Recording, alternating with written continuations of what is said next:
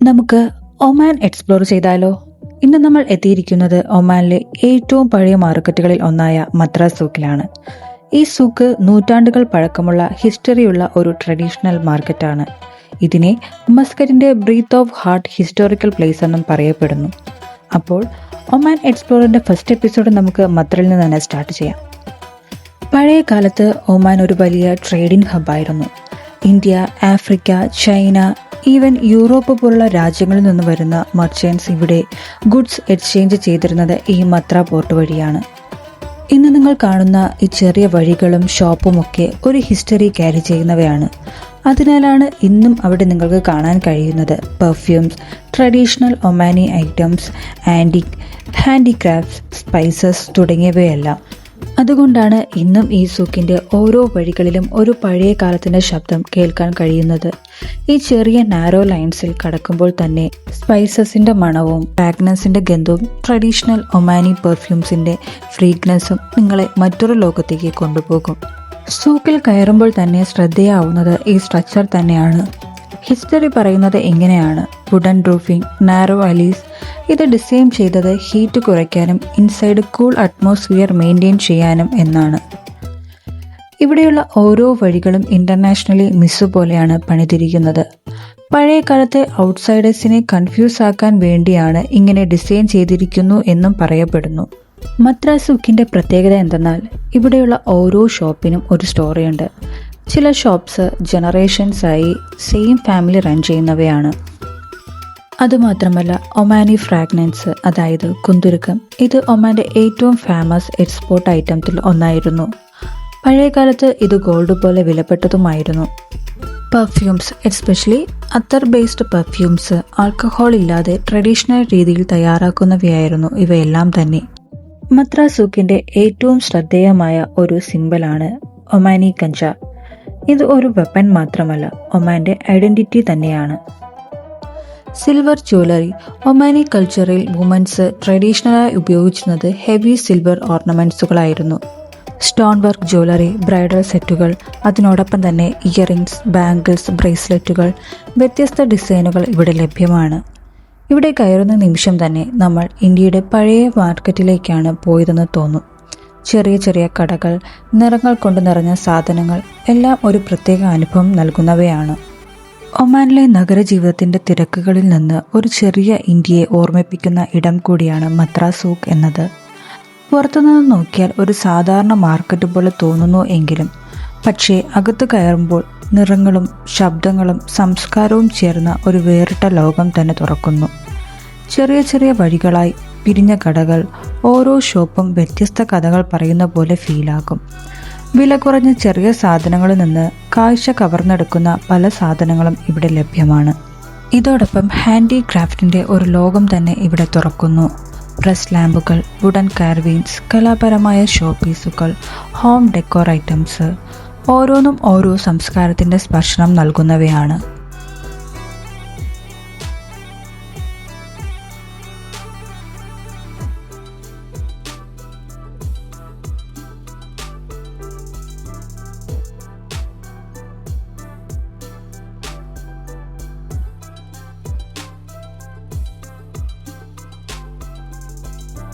Madras souk പണിയിച്ചത് ആരാണ്, വർഷം എന്താണ് എന്ന് ചോദിച്ചാൽ ചിലപ്പോൾ ഹിസ്റ്ററിയിൽ തന്നെ രേഖപ്പെടുത്തിയിട്ടുണ്ടാവില്ല.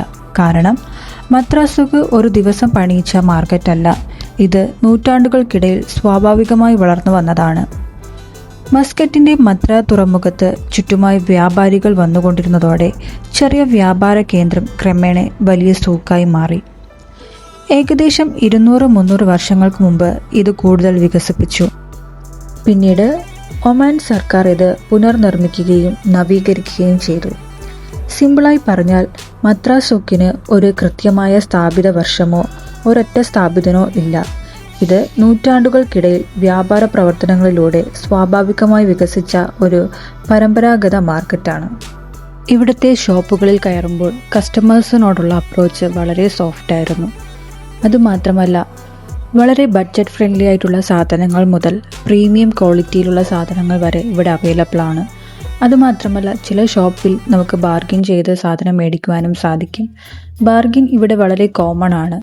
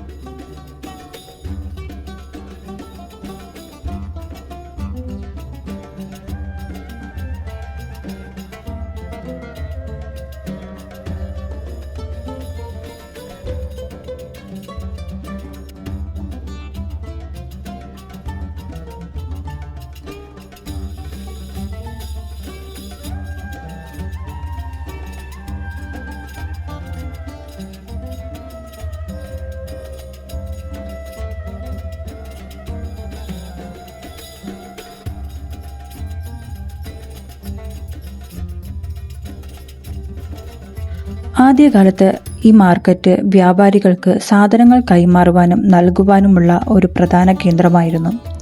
അൽ ദലാലി സൂക്ക് എന്നും ഡാർക്ക് മാർക്കറ്റ് എന്നും പഴയ കാലത്ത് മദ്രാസ് സൂക്കിനെ വിളിച്ചിരുന്നു. കാരണം അതിലെ വഴികൾ വളരെ ചുരുങ്ങിയതും മേൽക്കൂരയുള്ളതുമായിരുന്നു. അതിനാൽ പകൽ സമയത്ത് പോലും അകത്തല്പം ഇരുട്ടുണ്ടായിരുന്നു. മദ്രാസ് സൂക്കിനെ കാഴ്ചക്കാരിൽ അടുപ്പിക്കുന്ന മറ്റൊരിടം കൂടെ അവിടെയുണ്ട്, മത്ര കോർണിഷ്. മത്ര കോർണിഷ് എന്ന് പറയുമ്പോൾ ആദ്യം മനസ്സിൽ വരുന്നത് അതിൻ്റെ മനോഹരമായ കടൽ കാഴ്ചകളാണ്. ഒരു വശത്ത് നീണ്ടുകിടക്കുന്ന നീലക്കടൽ, മറുവശത്ത് പർവ്വതങ്ങൾ, അതിൻ്റെ നടുവിലൂടെ നീളുന്ന റോഡും നടപ്പാതയും. ഇതൊരിക്കലും മറക്കാനാകാത്ത ഒരു അനുഭവം തന്നെയാണ്. ഈ പോർട്ടിനെ സുൽത്താൻ ഖബൂസ് പോർട്ട് എന്ന പേരിലും അറിയപ്പെടുന്നു. ഒമാന്റെ പ്രധാന വ്യാപാര പോർട്ടുകളിൽ ഒന്നാമതാണ് ഈ പോർട്ട്. വലിയ കപ്പലുകളും ക്രൂസ് ഷിപ്പുകളും എല്ലാം എത്തുന്ന സ്ഥലം കൂടിയാണിത്. ചിലപ്പോൾ നിങ്ങൾക്ക് വലിയ ലക്ഷറി ക്രൂസ് ഷിപ്പുകൾ ഇവിടെ നിൽക്കുന്നത് കാണാനായിട്ട് സാധിക്കും. മത്ര കോർണിഷ് ഒമാന്റെ സംസ്കാരവും പാരമ്പര്യവും വളരെ നന്നായി പ്രതിഫലിപ്പിക്കുന്ന സ്ഥലം കൂടിയാണ്. ഇവിടെ വരുന്ന ഓരോ ആളിനും ഒരു പ്രത്യേക അനുഭവം നൽകുന്ന ഒരിടം കൂടിയാണിത്. അധികം തിരക്കില്ലാത്ത ഒരു സമയമാണ് ഞാൻ അവിടെ പോകുന്നതിന് ചൂസ് ചെയ്തത്. അതിന് കാരണമുണ്ട്. ഒത്തിരി നല്ല വിഷ്വൽസുകൾ ക്യാപ്ചർ ചെയ്യുന്നതിന് വേണ്ടിയായിരുന്നു.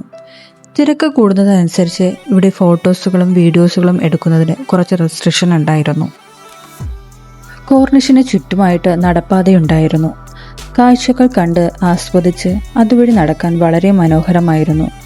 സമയം പോകുന്നത് അറിയത്തേയില്ലായിരുന്നു. അതുമാത്രമല്ല, അവിടെ ഇരുന്ന് കണ്ണിന് കുളിർമ നൽകുന്ന കാഴ്ചകൾ ആസ്വദിക്കുന്നതിനായിട്ട് ഓരോ വെയിറ്റിംഗ് ഷെഡുകളും ഉണ്ടായിരുന്നു. കുറച്ച് സമയം റിലാക്സ് ചെയ്യുന്നതിന് നല്ലൊരു ബെസ്റ്റ് ഓപ്ഷനായിരുന്നു ഈ വെയിറ്റിംഗ് ഷെഡുകളെല്ലാം. വളരെ ശാന്തമായി ഒഴുകുന്ന കടൽ, തിരമാലകളോ ശബ്ദാലങ്കാരങ്ങളോ ഒന്നും തന്നെ അവിടെ ഉണ്ടായിരുന്നില്ല. മത്ര പോർട്ടിലെ കടൽ വളരെ ശാന്തമായിരുന്നു.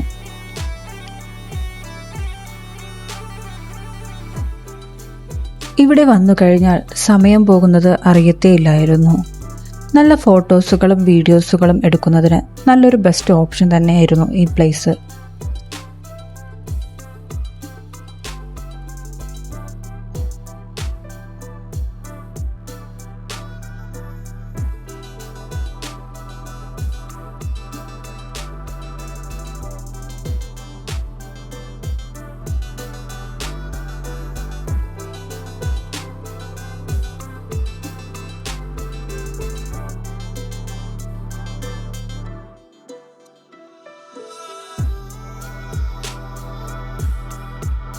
ഇവിടെ നിന്ന് നോക്കിയാൽ നമുക്ക് ചുറ്റും ഒരുപാട് മലകൾ കാണാനായിട്ട് സാധിക്കും.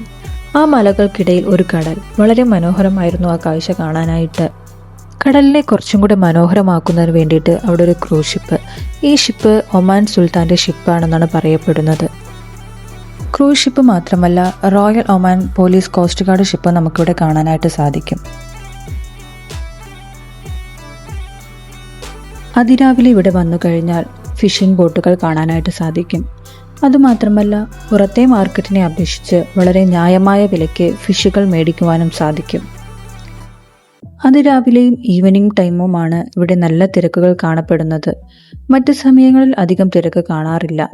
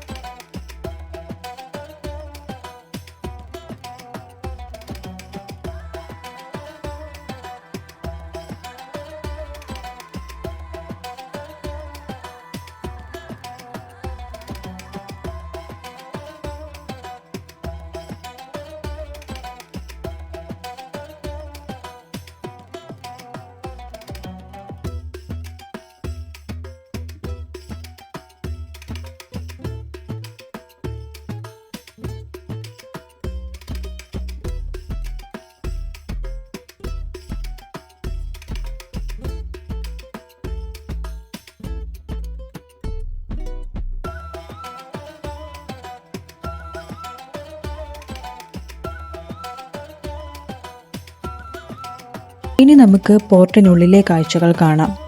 പോർട്ടിലോട്ട് കയറുമ്പോൾ ആദ്യം കാണുന്നത് ഈ ഒരു സോളാർ ചാർജിംഗ് സ്റ്റേഷനാണ്.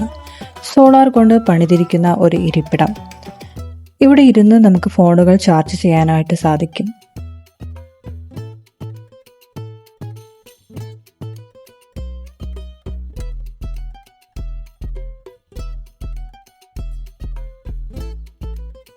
മത്ര പോർട്ടിലെത്തുന്ന ടൂറിസ്റ്റുകളെ ആകർഷിക്കുന്നതിന് വേണ്ടിയിട്ട് ഒരുപാട് ആക്ടിവിറ്റീസുകൾ ഇവിടെ അവർ ആഡ് ചെയ്തിട്ടുണ്ട്.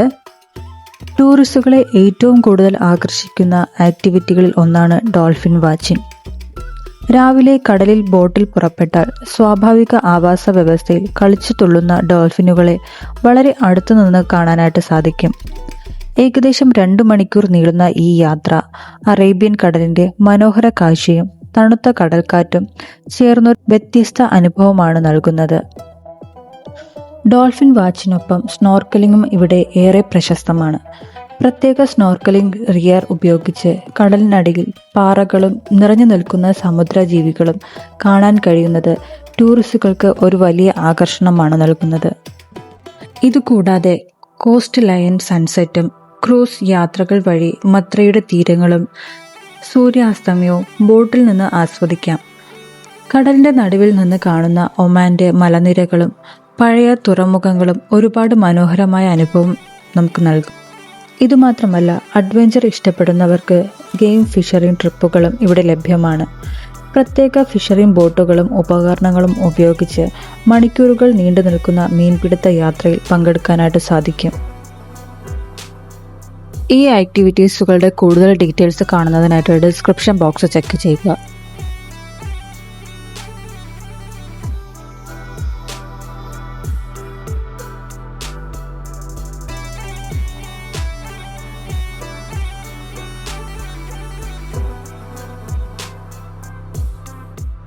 ഈ ഒരു ഭാഗത്തു കൂടിയാണ് നമ്മൾ പോർട്ടിനുള്ളിലോട്ട് കയറുന്നത്.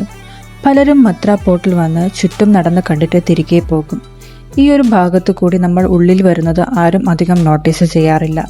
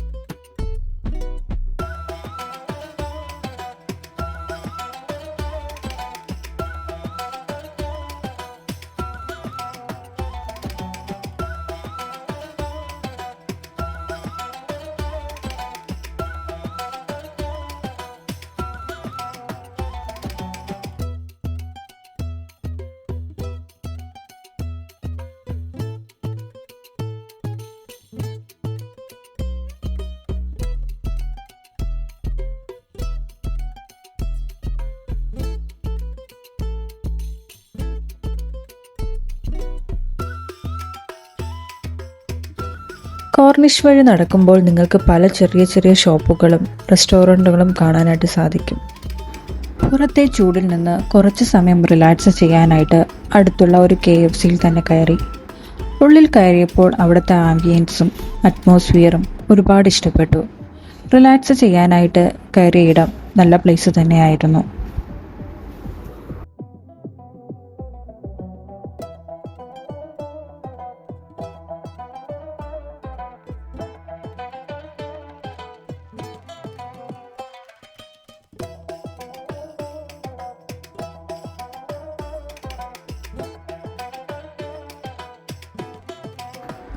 ഫുഡ് കഴിച്ചിട്ട് ഇറങ്ങിയപ്പോൾ ഈവനിങ് ആയി. അത്യാവശ്യം തിരക്ക് സ്റ്റാർട്ട് ചെയ്ത് തുടങ്ങി. പിന്നെ കുറച്ച് ബുദ്ധിമുട്ടാണ് വീഡിയോസുകൾ എടുക്കുന്നതിനായി. ഞാൻ മുന്നേ പറഞ്ഞതുപോലെ ഇവിടെ വന്ന് ഫോട്ടോസും വീഡിയോസും എടുക്കാൻ ആഗ്രഹിക്കുന്നവർ ഉണ്ട് എങ്കിൽ അധികം തിരക്കില്ലാത്ത സമയം ചൂസ് ചെയ്ത് വരേണ്ടതാണ്. മത്ര പോർട്ടിൻ്റെ വൈകുന്നേര കാഴ്ചകൾക്ക് ഒരു പ്രത്യേക ഭംഗിയുണ്ട്. സൂര്യൻ അസ്തമിക്കാറാരംഭിക്കുമ്പോൾ മുഴുവൻ പോർട്ടും സ്വർണ്ണ നിറത്തിൽ മൂടുന്ന പോലെ തോന്നും. രാത്രി എത്തുമ്പോൾ ലൈറ്റുകൾ ഒന്നായി തെളിഞ്ഞ് കടലിൻ്റെ കരയിലും കപ്പലുമൊക്കെ ഒരു വേറിട്ട മനോഹാരിത നൽകുന്നു. ഇവിടുത്തെ ശാന്തമായ കാറ്റും തിരമാലകളുടെ ശബ്ദവും ലൈറ്റുകളുടെ റിഫ്ലക്ഷനുമെല്ലാം ചേർന്നൊരു പീസ്ഫുൾ ഫീല് നൽകുന്നുണ്ട്. പകൽ തിരക്കേറിയ പോർട്ട് ആയിരുന്നാലും രാത്രിയാകുമ്പോൾ ഇവിടെ ഒരു പ്രത്യേക സൈലന്റ് അനുഭവിക്കാനായിട്ട് സാധിക്കും. മത്ര പോർട്ട് ഒരു സാധാരണ തുറമുഖമല്ല. ഒമാൻ്റെ ചരിത്രവും സംസ്കാരവും ഇന്നും ജീവിച്ചിരിക്കുന്ന ഒരു മനോഹരമായ സ്ഥലമാണ്. യാത്ര ഇഷ്ടപ്പെടുന്നവർക്ക് തീർച്ചയായും അനുഭവിക്കേണ്ട ഒരു സ്പോട്ട് തന്നെയാണിത്. അങ്ങനെ മത്ര സൂക്കും മത്ര പോർട്ടുമൊക്കെ കണ്ട് ഈ യാത്ര ഇവിടെ അവസാനിക്കുകയാണ്. പഴമയും സംസ്കാരവും കടലിൻ്റെ മനോഹാരിതയും ഒക്കെ ഒരുമിച്ച് അനുഭവിക്കുന്ന ഒരു പ്രത്യേക സ്ഥലം തന്നെയാണ് മത്ര. പകൽ കാണുന്ന തിരക്കിനേക്കാൾ രാത്രി തെളിയുന്ന ലൈറ്റുകളും ശാന്തമായ അന്തരീക്ഷവും ഈ സ്ഥലത്തെ കൂടുതൽ മനോഹരമാക്കുന്നു. ഒമാനിൽ വരുന്നവർക്ക് ഒരിക്കലും അനുഭവിക്കേണ്ട ഒരു സ്പോട്ട് തന്നെയാണ് മത്ര പോർട്ടും മത്ര സൂക്കും. അപ്പോൾ ഒമാൻ എക്സ്പ്ലോറിൻ്റെ ഫസ്റ്റ് എപ്പിസോഡ് ഇവിടെ അവസാനിക്കുന്നു. സോ നെക്സ്റ്റ് വീഡിയോയിൽ കാണുന്നത് വരെ ബൈ.